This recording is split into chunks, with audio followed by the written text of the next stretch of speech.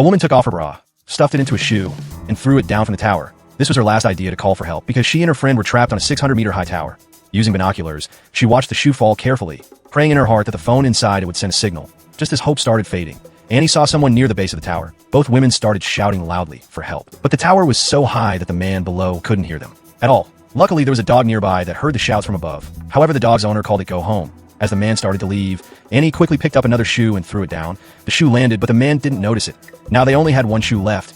Annie threw it down as their final hope. This time, luckily the shoe hit an iron frame making a noise. Hearing the sound, the dog ran towards it. The man also became suspicious and went to pick up the shoe, wondering what was doing there from above. The girl shouted again and waved, but the man didn't look up. He just looked around and then turned to leave. Now Annie had only one chance left. She pulled out a flare gun, but just as she was about to fire it, Neha stopped her. Neha had seen that the man wasn't looking their way. Firing the flare now would be useless. Then Neha spotted a new hope, an army truck parked nearby, where people were preparing for a barbecue.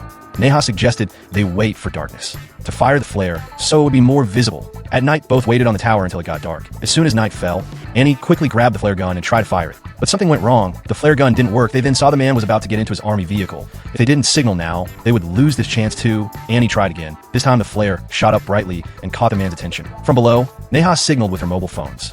Flashlight. Finally, the people below saw the call for help from above. Both women were overjoyed, thinking they would now be rescued. But as time passed, their excitement faded completely. That man hadn't come to save them. He'd come to steal. He broke the lock of their car with a rod and stole it. Seeing this, Neha shouted in anger.